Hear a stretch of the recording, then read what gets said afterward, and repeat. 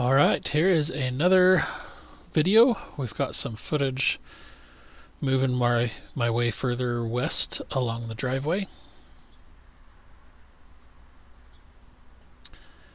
Every now and again I have to stop and pick some of those yummy blackberries before I destroy their vines. You can see they just create just tons of bramble, and they get so long. I actually measured some when I first started clearing, and from the root to the tip of the vine was over 40 feet long. The base of that stalk was almost an inch in diameter. It's just unreal how bad they spread out here. They grow up into the trees, then they'll come back down after they've, wrapped over a branch or something, or around the trunk, whatever, and then wherever that tip touches the ground, next year will actually grow a whole new plant.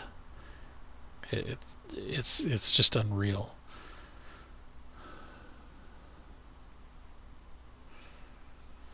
So burying them is an easy way to go about it, and there's actually a rock right there that I just buried and didn't realize I saw it, or didn't see it when I was actually working. That's too bad. Rocks are pretty rare around here. Every now and again I find somewhere where I get a big giant rock, and I'm super surprised and pleased about that, but most of the time it's just dirt. Fairly high clay content too. Oh, see, there's another rock. Caught that one, and that one.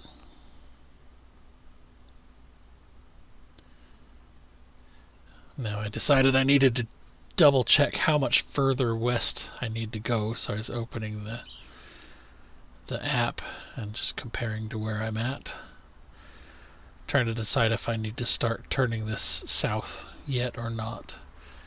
And it turned out that, coincidentally, where I got to the end of brush hogging that old skid road there, I actually ended up being right where I need to be to actually turn south.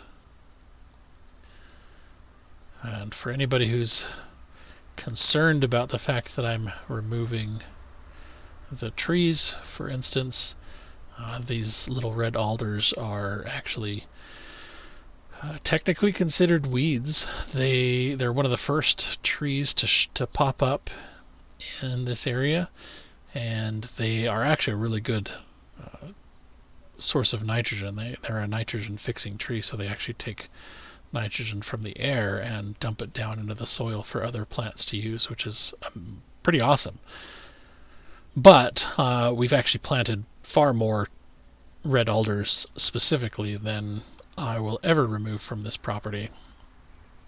We had an opportunity a couple years ago from the University of Washington where they had a freezer, and by freezer I mean a room that was a freezer that was full of 3-foot saplings, and they were planted and grown for Weyerhaeuser, however you pronounce that.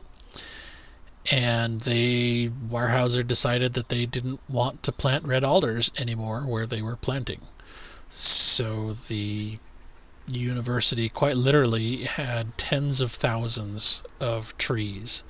They had them in little bundles with 100 trees per bundle. We brought home 7 full bundles and 1 partial bundle. We had a total of 770 trees that they were just giving away. It was literally, if you want them, come take them, or they're going to go in the garbage. So we went up, and Emily was uncomfortable taking more. Otherwise we would have, I would have taken as many as we could fit in the bed of the truck. We came home and we planted several dozen in our front yard. We planted another couple dozen kind of in a temporary spot just to get them planted. We gave about 150 of them to just some random guy in town that we met.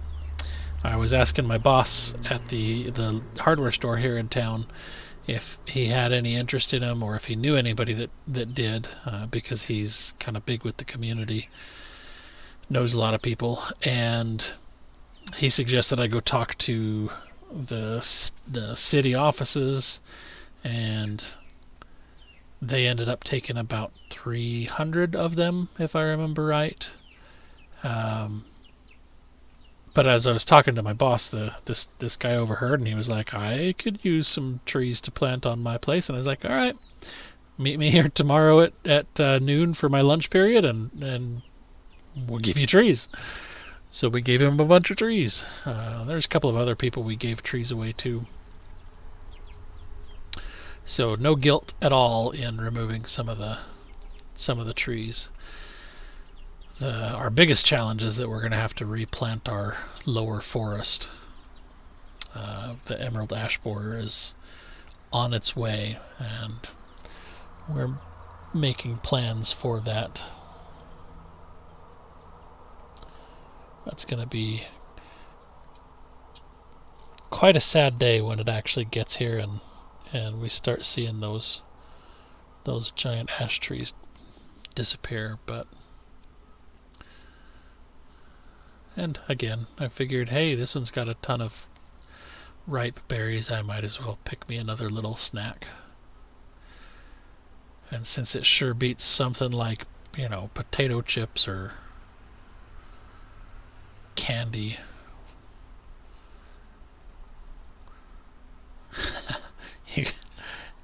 There's that bramble. It just sometimes gets caught on the backhoe. It gets wrapped around it and doesn't necessarily want to let go. I was actually really sad that this little tree here is going to disappear, because that was actually a cherry. Yep, that guy right there. We're trying to leave as many of the trees as possible. Sometimes that's just not going to work, because you got to have access to where you're going to live. Found a rock.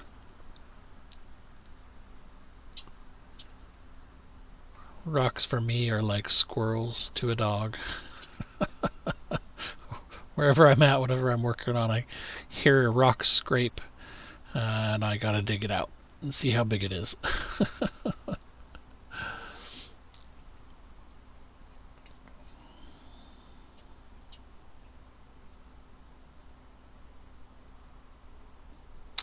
And we're actually getting out. See, there goes the cherry. I will come back and collect all of that.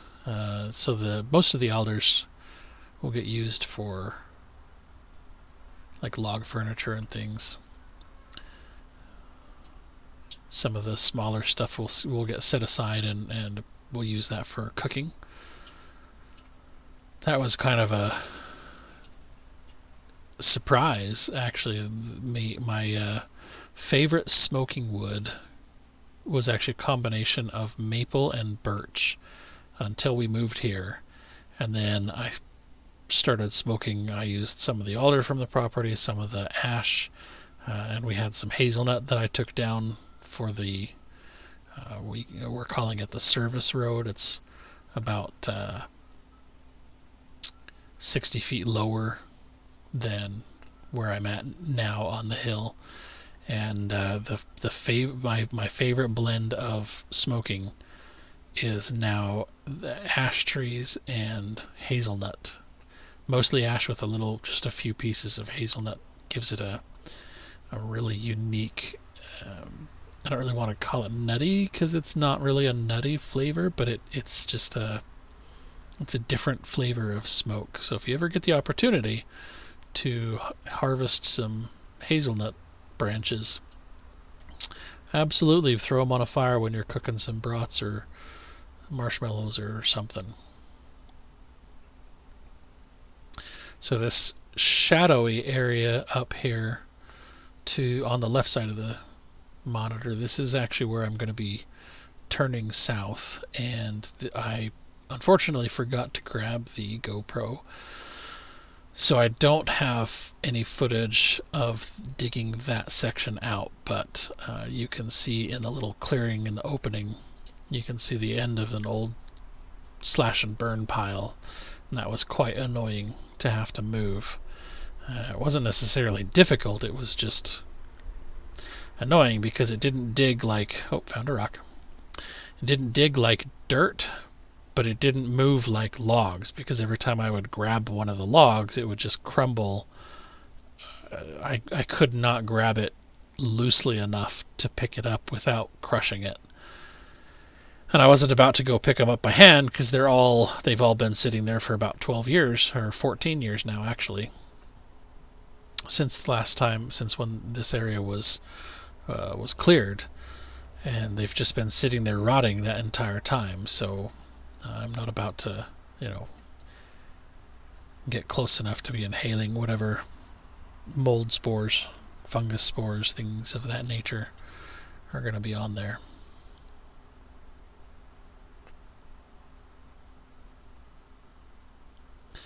And some of the trees like to come out easily, and some of them, like this one, just decide they want to break instead of uprooting. So that one will be cooking wood and not going to be very good for log furniture, but wherever possible I try to keep as long of a log as possible. That way I can cut it the way I need to. There's some more blackberry that got tangled on the backhoe.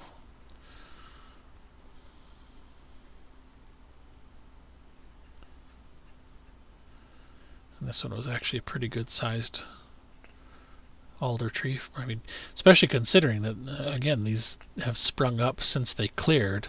So the oldest of these trees is at max 14 years old, because this whole area was clear cut. And this one didn't want to go, though. It took quite a bit of digging around it to actually get the roots exposed and broken before it finally decided it wanted to go. So that one will make some pretty good sections of maybe a bench or a bed. It was actually heavy enough that one end wouldn't move when I would pick up the other end, so it was kind of a frustrating challenge to move that one. When I come back and pick them all up, I'll probably just tie a chain around them and use the truck, since I'll be able to easily get the truck up here.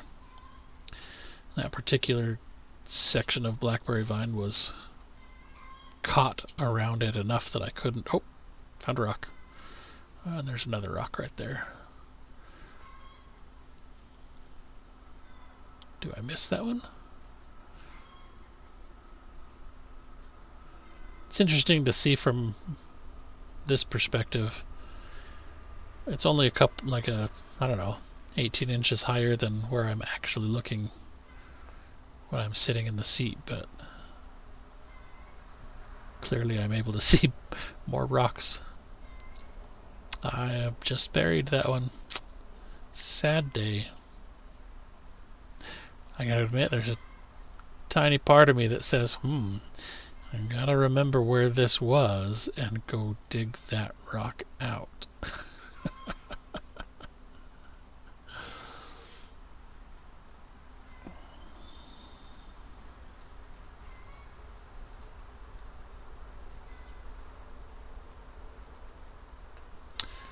So this driveway is now somewhere around 800, maybe 900 feet long. Actually, I could probably tell you, since I have the map that I use. It was actually kind of a good idea, I thought, anyway. It is just using Google Maps, but I was able to draw a map layer on everything.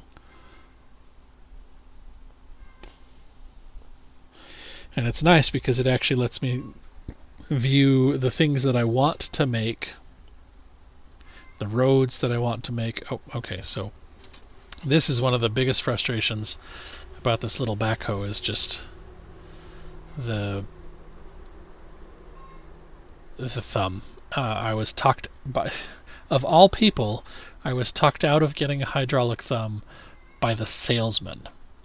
That would have been an extra $2,000 in sales for him. Actually, more. It would have been probably closer to